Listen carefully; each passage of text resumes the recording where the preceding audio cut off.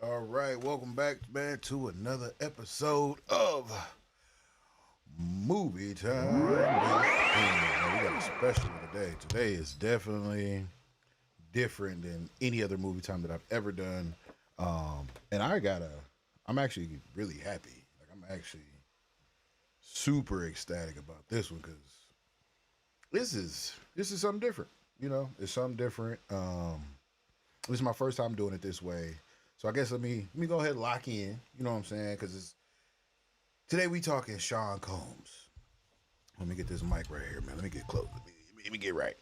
Today we talking Sean Combs, and today, this movie time, like I said, man, this movie time is a little different because, in my mind, I feel like this is a situation that has been a long time coming, but it's also like we just talking about a documentary.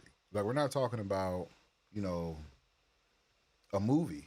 Like it's literally a documentary about a bio autobiography in a sense, because a lot of the footage that the documentary had actually came from Sean Combs himself, aka Puff Daddy. If you don't know who Sean Combs is an American rapper, um, producer, artist as it was. Also goes by the name Puff Daddy. Also goes by the name P Diddy, or was it Brother Love? Like he went through a whole lot of transformations. But one thing that was consistent was that he was a dirtbag. And we get a chance to see what happened through his dirt baggery, whether that's a word or not. But I'm gonna just be real. Like I'm gonna break down this episode in episodes. Like I'm gonna break down this series in episodes because initially I watched the entire documentary, 4 episodes available on Netflix, and I felt like I could really talk about this whole thing in one whop. Right at first I was like, "Yo, this would be easy, cut and dry." And then as I got to think more about it, it started to dawn on me um, how wrong I was. Like I was dead wrong in how I was going about trying to break this down. So let's just be fair. I'm gonna be a little bit more passionate about this topic because I grew up in this era, right? And I watched this documentary, and it took me through so many flashbacks of life and what was going on in the '90s, early '80s when this was like this is something, man. I'm gonna be real, and like I had this conversation on the Geek Set podcast about hip hop in general, where we came from, and how we grew up from warehouses and clubs and back alleys to the Vatican. You know what I'm saying? Like performing at the Vatican. Where I also think this documentary shows what kind of the dirty deeds that had to happen to push hip hop, and elevate it somewhat, but it didn't have to happen this way because it could have been done in a very fair way. But I also think that might be a delusion that we all, in the world thinks is real. Like, people can be an artist, they can create, and they can get paid for it, rightfully so, by a company or a middleman. Because that's really all labels are, just middlemen, and that's all Diddy was. He was a straight middleman for an artist to be able to get his work or their work out to the masses, and with a little bit of money. So, man, I don't even know where to start. Like, I'm gonna be real with y'all. 50 Cent is the executive producer on this documentary, but he didn't direct it. He didn't create it. Let me see. Let me go back and see, man, who I could give this credit to, because they did an amazing job. Buh, buh, buh. They did an amazing job. And when I say this, man, I can't say it lightly because they dove in depth to, what we as a public, some of us knew, and then some of us had no idea. You know what I'm saying? Like, because I'm gonna be real with you. I knew about a lot that had happened back then, as far as Tupac shooting at the studio, right? if you live through that in real time, which I feel like a lot of this generation who knows who Puffy is and they know about, Bad Boy, they don't remember the start of the Tupac, Biggie, Puffy, Suge Knight era, right? They all think like I know people that still think Tupac was born in California, right? They really don't know he was a New York rapper and that Suge brought him out, right? But this clarified it. This really gave insight to how it all went down. So, I'm gonna have to Google it because Netflix is not giving me this information up front.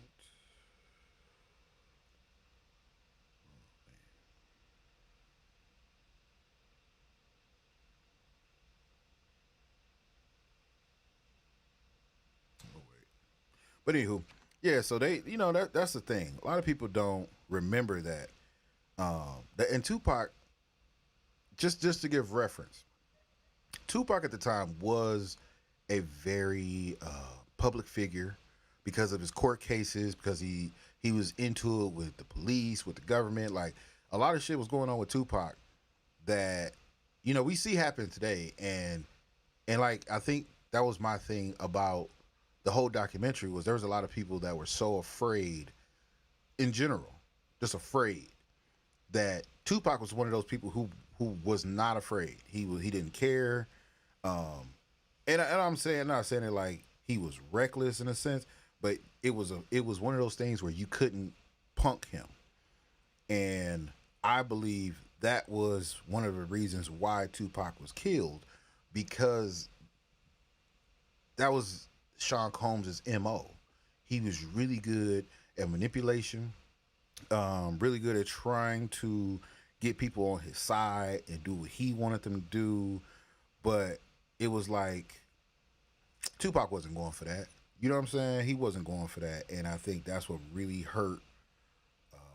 That was what really hurt Sean Combs when it came down to them trying to do business, him trying to have favor with Big, knowing him and Tupac were friends. Okay, so it was directed by Emmy Award winning Alexandra Stapleton. And look, man, I'm gonna be real. Thorough, thorough investigations were done. Great interviews, great questions. She got a hold of one of the one of the co-founders. I think no, both. Every like the people who helped him start off Bad Boy, right?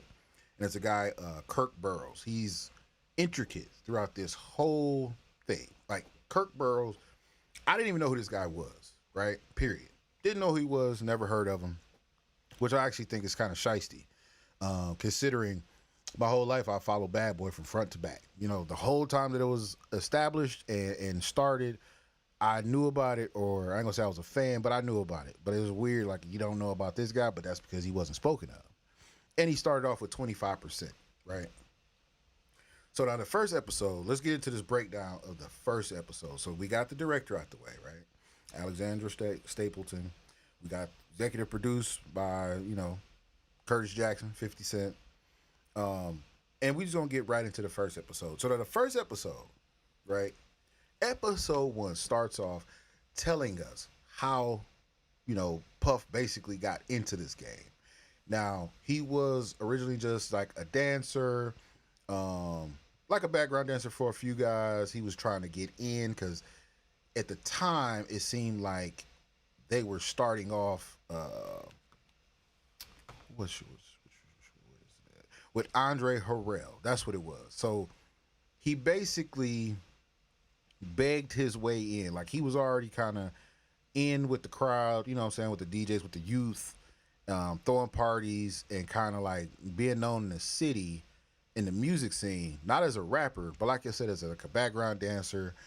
His mom, who I believe that's who he credits a lot of his popularity from. Like, think about it this way, right? And I initially looked at this as like, Sean Combs was out here kind of how it was like a Snowfall, where you had a prep school kid who, educated, was upstate New York, and that's what it was. He he had gotten acquainted with Heavy D and the boys because Heavy D and the boys came to um, was it Mount Vernon, which is upstate New York, and or just a little bit away from New York, um, and that's where he was from. So he incurred, and it's just like I'm in Milwaukee, so any Milwaukee rapper, what I'm saying, it would have showed up at my high school, and they really popping like they out here on Arsenio Hall, they doing late night, like they got albums dropping. I'm listening. So he found a way to interact with them, which led to Andre Harrell, who was over which label was that? So he was over a record label at the time. I think it's Uptown. Let me see. Let me find it.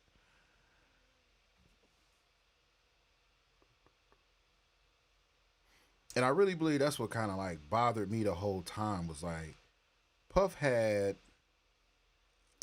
Puff had like he had a leg up, but in a way it was more like back then I think they went about it and they just knew he would be the ear to the streets. And because they were a little older and they were bringing out R&B groups, they had not, dealt with rap and Puff was in that rap world. So because of that, you got to think like Puff was getting he was getting treatment from the labels because he knew that he had an ear for music, but they weren't dealing with rap. They were dealing with R&B. They were dealing with, what I'm saying, like other groups, and they knew Puff had, like it's just like if I hire a young guy at my barbershop, right? I'm doing all the dope cuts. This person is only doing kids. You know what I'm saying? Like that's kind of what it was. They knew that Puff had an ear to the streets. They knew that Puff had connections just because his mother, his father, like who his father was. So he was already kind of a popular guy, and it was just easy for them to, take him under his wing and look, we gonna groom you to basically see what the business is like. And you know what I'm saying? Basically, Andre Harrell took him under his wing and kind of made him, like his protege or something like a son, like an adopted son. Yep, founder Uptown Records. That's right. So Andre Harrell hires him at Uptown Records.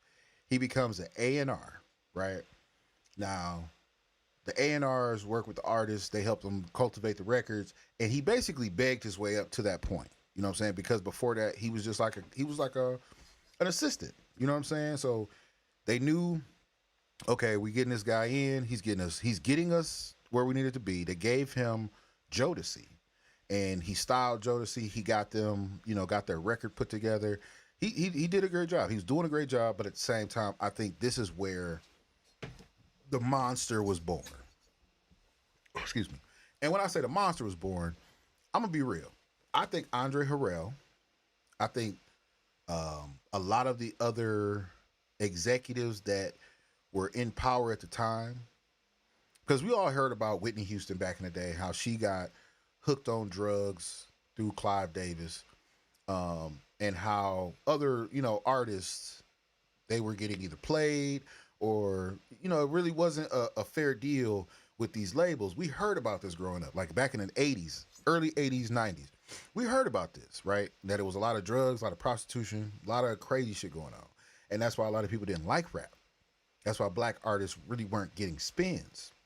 They would get it in clubs, they would get it on certain radio stations, but it wasn't a global market for it because the dirty secret was they thought, man, y'all making drug party music. You know what I'm saying? Even though y'all talking about love, y'all talking about some love, but y'all talking about other stuff too. And you can go back to the lyrics and hear it. You know what I'm saying? So now think about it like this, right? Puff coming from a lifestyle where he grew up watching his mother kind of be in the drug game, kind of be in the pimp game. But they don't fully go into it. They just kind of talk about it, like everybody knew, but it is what it is. And when I'm being fair about it, they kind of expose the environment in which they cultivated this, right? You weren't raised with the same morals as everybody else. You kind of were raised like, and they even said it. His mom was very aggressive about him, standing up for himself. So he was a small guy, but he had to fight. You had to win a fight. You couldn't let nobody punk you. And they, they kind of explain, because he was a smaller kid, because he wasn't of that cult, he wasn't cut from that cloth of like an actual street dude. He had to fake it. He had to really, you know, posture himself as if he was about that life. And that's what I think created the monster. You know what I'm saying? The monster that we know today is because he was probably never given actual love as a child, and they was only forcing him to be something that he wasn't. And they explain that in his documentary. His mother dressed him up in furs with hats, like she made him like a little pimp. He was a little pimp before he was actually an adult. So I think that mindset triggered this just craziness, right? And I'm gonna wait till another episode to really even get into how I describe this behavior. But long story short, Puff was put in this position by Andre Harrell because he saw the dynamic. He saw he was a guy. He was a high energy guy. He would get things done. But the way he got it done, nobody really talked about it. Nobody really cared. They just let it ride. And I think that was the main issue with the first episode. It ended with us, pretty much understanding that he had to be humbled because it got to a point where he's throwing parties at Andre Harrell's house while he's out of town, right? His mom, I guess it might have been fake, it might have been real, but his mom put him out supposedly because he would stay out all times of night and come in, and maybe he was disrespectful. We don't know that, right? But at the same time, you're like a 19, 20-year-old kid throwing parties, getting things done for this label. But the whole time, bro, you're too young for this. So they show a incident where, in the midst of him trying to throw the celebrity basketball game in New York, things get chaotic, right? So they partner up, they throw this basketball game, they sell tickets. He only spends about $500 on some lightweight security, right? So the logistics of this has not been, put together correctly. And what ends up happening is they bum rush the door, people are trampled, 9 people are killed. And this is it's like one of the first events that he's throwing, out to the city that's not a party. And this happens, right? Instead of him being held accountable, bro, they basically just let it go. Like, it was a messed up accident. Nobody's at fault. He was trying to do something nice, and they sweep it under the rug. And and in my heart, man, you created the monster. Then I think showing him how to get out of trouble on that first incident, after you already kind of had signs that he wasn't stable as far as mentally getting, going through his day to day and living a regular life. Because at this point, they say he didn't do drugs, he didn't smoke weed, he didn't drink, he didn't do anything. But I think the drug was popularity at the time. The drug was the fame. So now you fast forward, right? He's developing Bad Boy because he got let go at Uptown because Andre Harrell was just like, I've had it, bro. You too aggressive, you too much.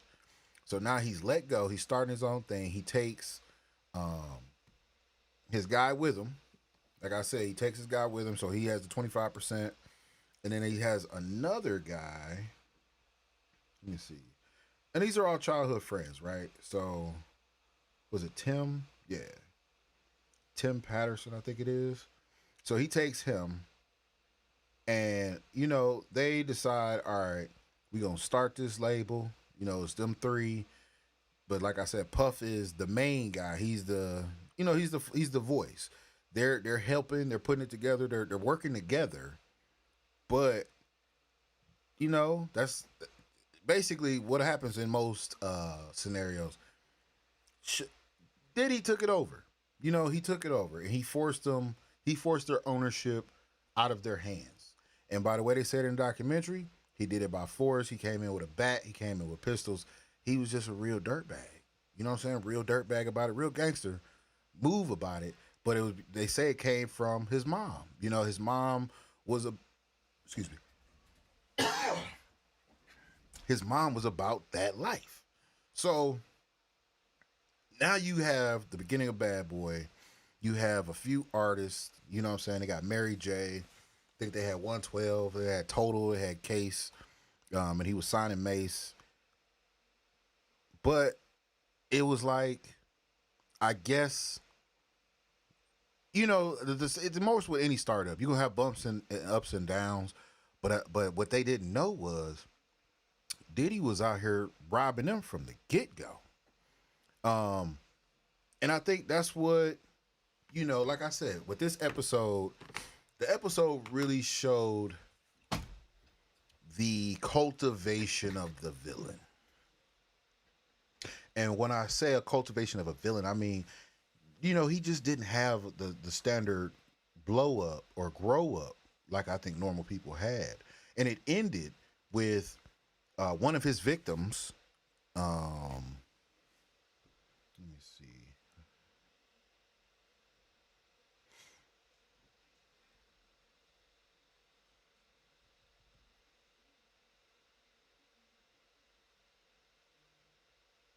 No, actually, yeah, this one that the first episode ends with them talking about how he acquired Biggie and how that situation was um like how it was unfolding between the three. Biggie, Tupac, and him, right? That's how it ended. But it talks about so when when Puff came up, right? He had this real arrogance about himself. And it's crazy because it almost reminds me of it almost reminds me of Drake. Like I feel like this is something Drake might have learned in his comeuppance, right? But he was very bad. Like Puff was really bad with going after people's woman. Now, in the documentary, they do talk about a woman who was sexually assaulted by him, allegedly. And she is one of the lawsuits against him is Joy. What is her name? Joy was it Dickerson Neal. So Joy Dickerson Neal in the documentary kind of comes across as like an acquaintance, right? Just an acquaintance of Diddy who, you know, she met at one of his parties at Andre Harrell's house while he would not be out of town. And the way she explains it is she was, you know, just like a hang around. She one day helped him clean up and he needed her for a video. She wasn't, you know, a video girl like that, but just being a friend, she helped him out, right? So she goes and she stars in this video, right? Real quick scene. So the way that they, you know, pretty much slice it is because she helped him out, you know what I'm saying, and in this video situation, um, later on, you know, she finds out from other people that there's a tape going around of them having sex and her kind of being drugged and passed out. So this was like the first story in which they insert that he was about that drugging life, right? Like he was knocking motherfuckers out. So now when you hear this, I initially was like a little apprehensive because it's the first episode. You don't really know nothing else. And I was a little apprehensive because I'm like, the story, man, is very crazy. Like she's saying people seen the tape at parties on big screens, you know, private parties. So where's the tape? You know, and if nobody else able to get hands on tape, and why would you do that? So then she questions him. He says, you know, she tells the story like she ran into him one time, man, and he got down on his knees and claimed it wasn't him, you know. But like I said, first episode, so you really can't understand the manipulation and how diabolical this man was. Okay, so now that leads to later on. Like I said, he would chase after just people's women. So now Eric Sermon. Eric Sermon is in this documentary. And he flat out did it. He flat out said it. They was cool. Him and Diddy he thought was cool. But the reality was Diddy really wanted his ex, who he was talking to at the time, because again, Eric Sermon was the man, right? And Diddy has that problem. Anybody who was up, he wanted what you had, or he wanted a way to get you. So he goes and gets he finds a way to meet her, right? And what he did was he backdoored Eric Sermon. You know what I mean? Like he asked about her on a business tip, and then backdoored him and started dating her, right? Oh no, I'm sorry. This ain't even Eric Sermon situation. That was later. This was oh, what's his name? Rico. Yeah, Rico Suave. Oh no, I'll be sure. I'm sorry, not Rico Suave. I'll be sure. This is Al B. Sure's girl. So now Al B. Sure's girl, I think her name is Messiah. Al B. Sure's ex, right? He wants him. He wants her because again, like, and I had the names mixed up.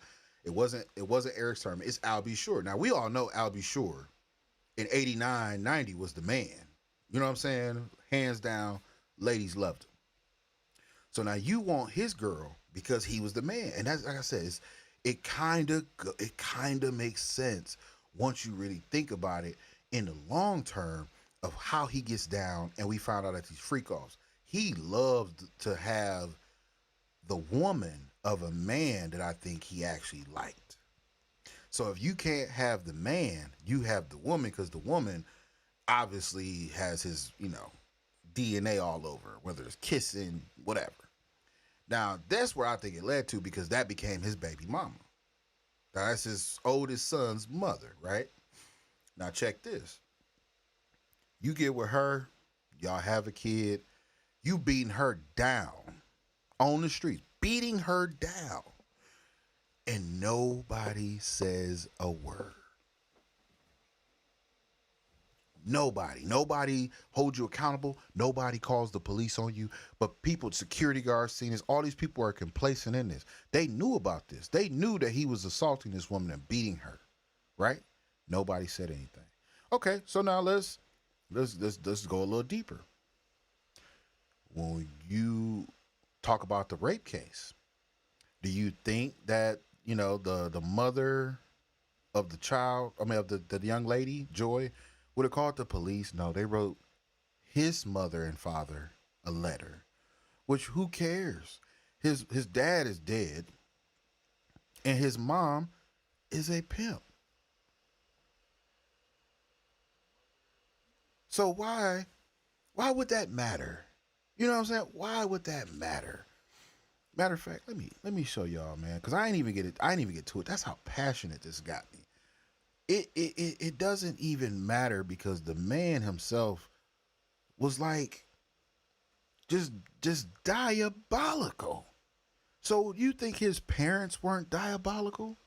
Like, what kills me is if y'all would have just called the police and had this man arrested, because it's easy to get a search warrant, affidavit, all of that, to find these tapes. They're tapes, and not only that, you could have found, like, people coming to you.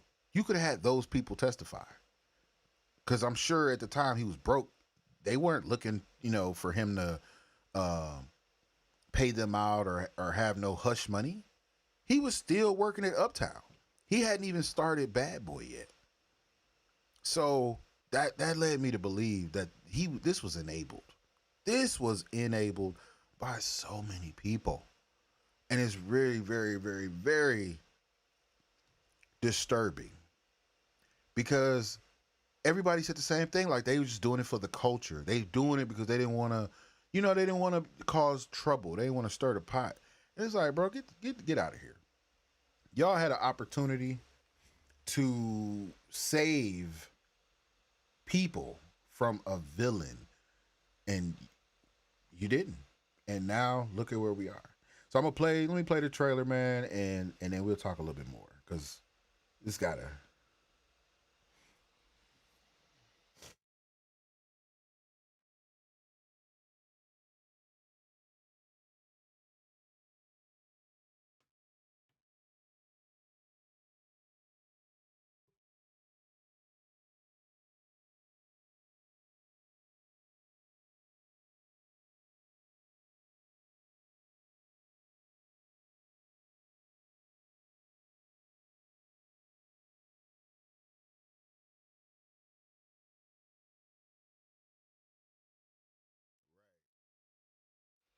Right. And I'm gonna be fair. You can tell the mentality changed with the name because when he went from Sean Combs to Puff Daddy, you could tell it was a power trip. When he went from Puff Daddy to P Diddy, it was a bigger power trip. It was like, oh, I got these artists, and then I'm on top. Okay, I'm Puff Daddy. Okay, them artists leave. 112 leave. Mary J leaves. Total leaves. Case leaves. Mace leaves. Fuck it. I'm P Diddy. I got fucking uh, Big, and I got Kim. I got all these people. I got Lil C's. Like I got them. So now I'm P Diddy. You know what I'm saying? Y'all woo this, woo that. Then they leave, and now I'm Brother Love because I got Danity Kane and I got this and that and that. You could see the how he started his manipulations, and it was like he didn't want to take the same personality with the same people. So it was like, okay, I'm dealing with rappers. This is who I am. I'm dealing with R&B artists. This is who I am. I'm dealing with this. This is who I am. But each spin, he became more and more violent. He became more and more unhinged. So it all started with this with the first episode, and you can see the growth of his debauchery was just enabled. Every time somebody that had an opportunity to stop this man just didn't, just did not. And I think that's the whole problem. Nobody held this man accountable, and nobody's going to hold him accountable because they even explained in the end, he narrated his own trial. He put out all these, like this street team code. They put out all these. Well, Cassie wanted it, and this, this and that, and everybody knew, and everybody was in on it. Like we, the consumer of the information, we were bamboozled from the get go. From the get go. And you have to watch the documentary to understand. And it's not saying that the documentary literally flats out tells you that you were bamboozled, but you have to have common sense and put two and two together.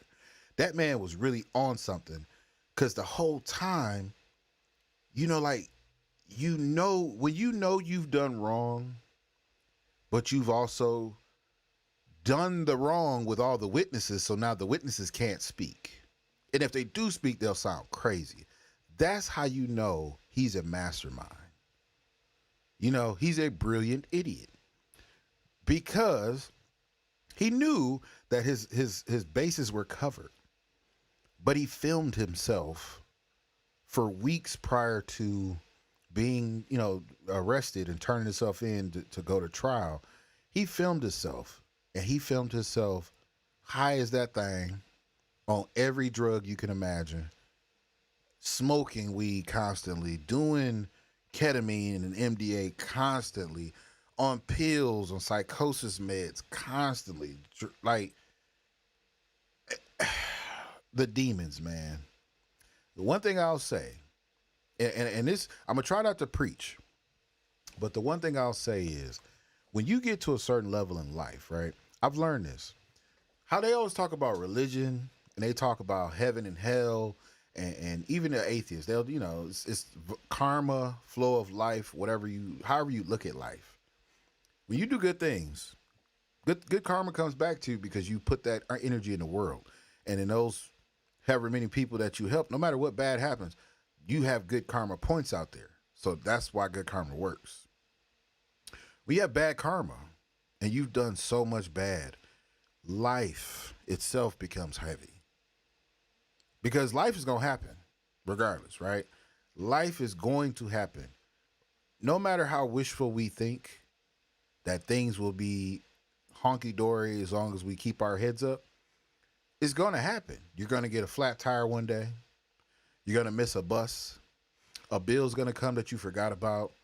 You're going to fall and hurt yourself. You're going to break a nail when you least expect it. Stuff is going to happen. But when it happens, you should have enough cool points stored up to be able to fall back on. And I don't think Diddy, Sean Combs, has any of those points. Because you've been a dirtbag, bro, since you was a kid. You've been a monster to the people around you and the people that you had to deal with. And don't get me wrong, I know capitalists, man. I know a lot of capitalists who feel like that's business.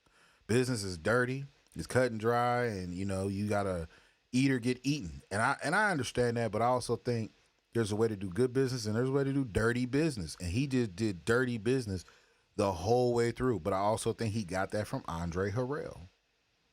I think you were just shown a bad way how to do business and you ran with it. Because we hear about it from other people. We heard about Jay-Z, him and Beans.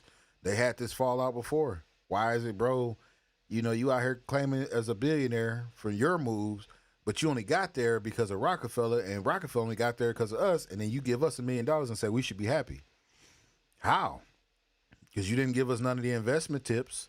You didn't give us any leeway into extending our wealth, but yet you want us to be graceful for what you gave us, when what you gave us was probably a portion of what we should have got. And they explain that in, the documentary. Puff was getting paid for his artists, but he was only paying his artists pennies. And that's what we heard time and time again, whether it's Def Jam, whether it was, Rockefeller. Like, we remember what Cameron and them said. We came in, man, y'all was getting bad deals. We wasn't doing that, you know what I mean? And I think that's the problem. Too much complacency, too much. We brag and we boast about the accolades of the people in our communities because we wish we were them. You know what I'm saying? We hope, one day I could be like Puff. I don't never want to be like this guy now. And that's one thing that hurts me because I used to really respect this man's business. Sense. Like, his business sense was cold to me. But it's not, because now you understand it. It ain't just people saying, well, I didn't get paid or I didn't get paid enough. Bro, you didn't get paid at all. You didn't get paid at all, because they even explain how Uptown Records went down because y'all giving people advances. And that's all the money they're going to see, because then they go into recoup. And recoup is, you went to the studio, or you did this, you did that, I own it, or we had to pay for it, so now you got to pay us, you got to pay this. But the catch-22 is, Diddy was just smart enough to own the studio. He was smart enough to own the apartments. He was smart enough to own this. That's why he put himself in everybody's video. That's why he put himself on the track talking. It's no different than what we learned with Baby, what we learned with Jay-Z, what we learned with other artists who became executives or they were the CEOs or whatever. You guys found out a way to skim over the top to get y'all artists, and there was nothing that they could do. Because we all know y'all got lawyers. Just like with this case, he had 8 lawyers show up. 8 lawyers. And they got him from should have been doing life in jail for the evidence that they have of the murders that this man possibly committed, of the rapes that this man possibly committed. They have evidence. They have testimony. They have video. They have people corroborating. But it doesn't matter. Because most times those people have been paid off. Most times those people don't have credibility. And the jury won't believe them, because why would I believe you when you waited, umpteen years to say something when it's like, okay, you could have just told the police then. And that's the thing. I've been saying it. We got to stop being afraid to hold people accountable at the moment of. And I watched this documentary in awe because I'm not that person, right? I'm the type of person where, if I feel you ain't doing right, hey bro, what's up? You know what I'm saying? Like, I'm calling you out right then and there. What's up? Because I feel like, man, there ain't nobody that scares me. I've never been afraid of anyone because how I was raised. Like, I was raised in an environment where we were around hustlers and pimps and thieves, crackheads and all that. So you got used to it, but you also understood the laws of the jungle. Well, fuck, if you wake up next to me and there's a man in my bed, bro, he's dead. He's a goner. Like, I'm taking him out. I'm not going to be quiet because, if I do something to him, I can't get back in the party. Or if I don't, I disagree with him, I'm going to be kicked off the scene. Bitch, it's another scene. There's always another party. I don't give a damn. Like, I could be ostracized from my community all I want. I'll move to another community and start over. That's just how I am. But I think that was, I understand. Everybody ain't me. Everybody isn't as strong-willed or think like me. And Look, I completely understand that. But this took me for a loop because it was a lot of men. It was men in this series. I mean, in this documentary that they just they let it ride. You know, and I had to think about it. I have never thought that I would hear a man say that I was sleeping in his house. Some days I didn't know what was going on. I wake up with women in the bed. Some days I'd wake up with Puff Daddy in my bed. And this man was around here for like 2 years and did nothing about it until he didn't get paid. And when he didn't get paid, that's when he all of a sudden got angry. And I'm gonna keep it real with you. If I was a jury, I I wouldn't believe you either, bro. Not saying you not wrong. Not saying you don't deserve retribution and justice and money. But what the fuck made you go back? What made you go back, bro? Like, they talked to the jury, not jewelry. They talked to the jury, and some of the jurors was like, you know, the Cassie situation. She went back, and it dawned on me, they're not wrong because you did. You went back. What'd you go back for? Was it the money? What was it? Because at some point, abuse is abuse, and I can't be around a person that I don't like or I hate because I'm gonna do something to you, and I'm gonna do it when you least expect it. And I think that's the problem, man. Nobody ever did shit to this man. Nobody ever did shit to this man, and he deserves it. He deserves to be under the jail. Under the jail. And I ain't even gonna sit here and say, oh, for what I think. Nah, just put him under the jail for the shit we know he did. For just the things we know he did, he put him under the jail. For what we think he did, give him death. Put him in the chair, and then shoot him, and then cut the chair off. Oh man, let me share this.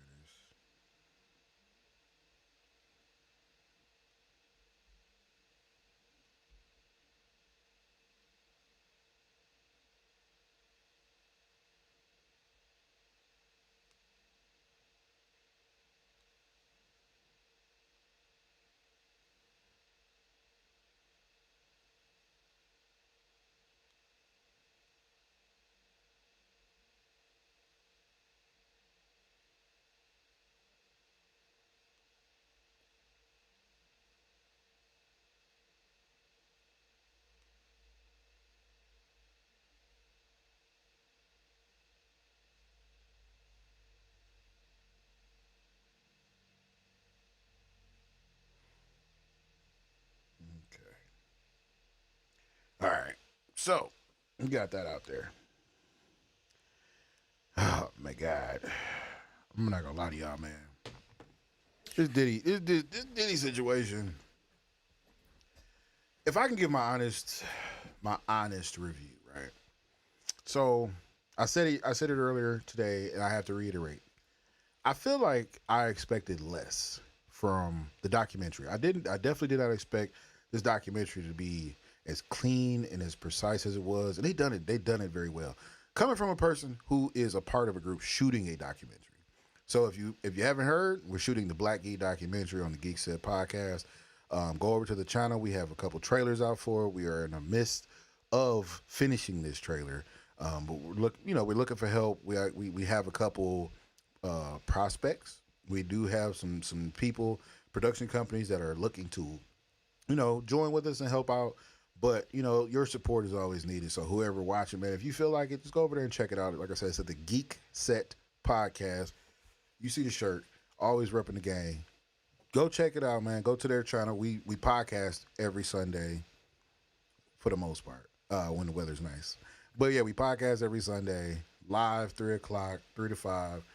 And just check us out. But we are shooting a documentary. And in the midst of shooting this documentary, I have learned so much about filmmaking and everything that documentaries are very difficult because you got to get access. You have to get approval. You have to really, really show,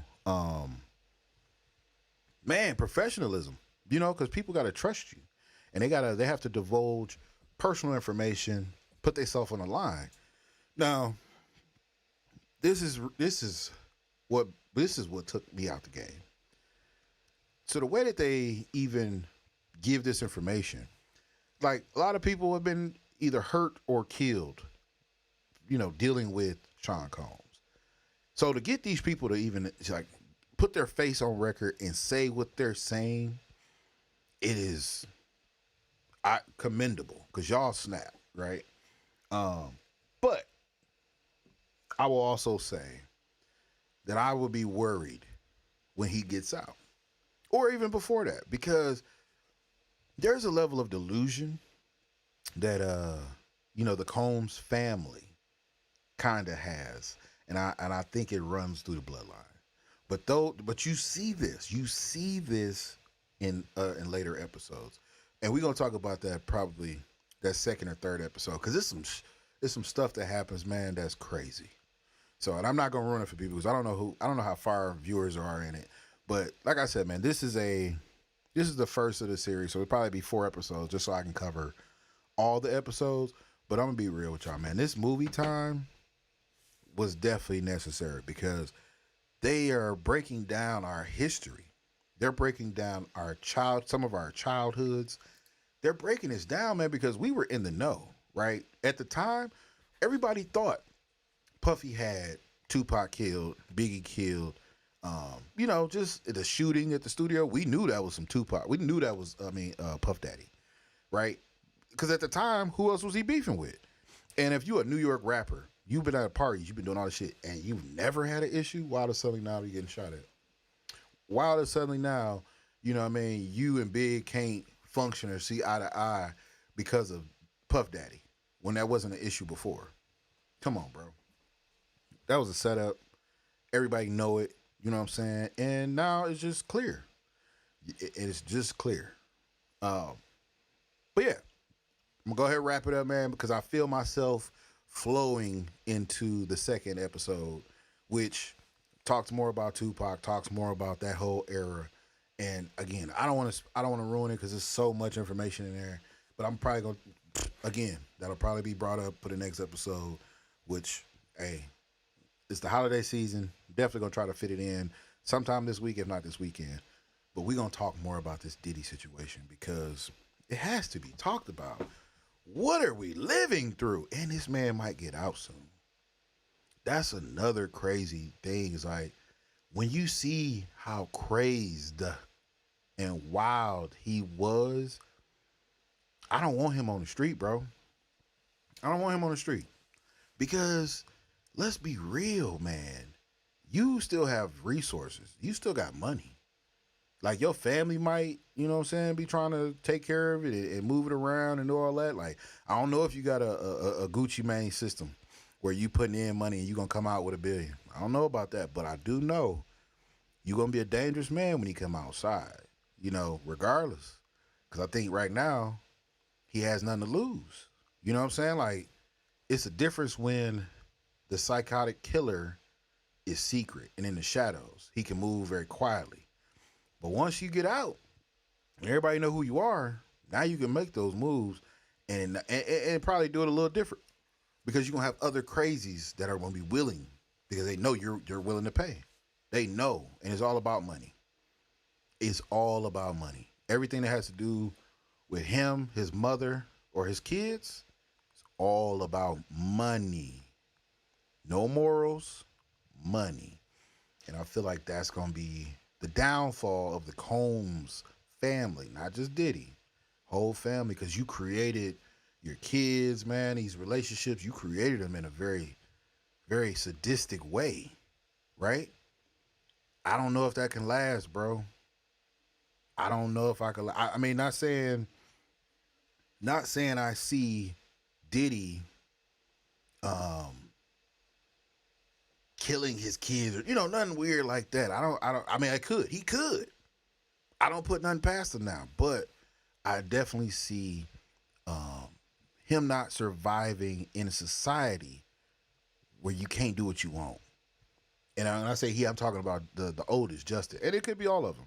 It could be all of them, because Man, they don't live in a reality.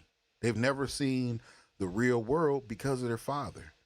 And what you see in the doc that he filmed for himself, it doesn't sit well. And it's not something I would do. You know what I'm saying? Like, I can never see myself in the party getting drunk, doing ecstasy, smoking weed with my son. I could never see myself in an orgy with my son. I could never see myself doing work. Let's say I was, some life of crime stuff. I could never see myself doing it with my son. Ever. And this is the life that he's giving them. He's giving them that access, man, to do some wild stuff. So, yeah, that's the first episode. Um, Take it as you will, man. I just say go see it, especially now that I realize that they're trying to get this pulled from Netflix. It's been said that his team has tried to file like a injunction to have certain footages or whatever pulled from it, but you can't. It's already out here. The damage is done. Regardless of what you want to do, we out here watching clips. We out here making videos. We doing it all, and this has hit the internet. So now it is what it is, bro. You are trash. You are trash, and at the end of all this, we will see. But until next time, man, I'm gonna let y'all go. This is your boy King, man, and thank you for checking out Movie Time. If you like what you see, man, go ahead and subscribe for more. And again, check me out on the Geek Set Podcast every weekend on Sundays, man. Till next time, y'all. Peace.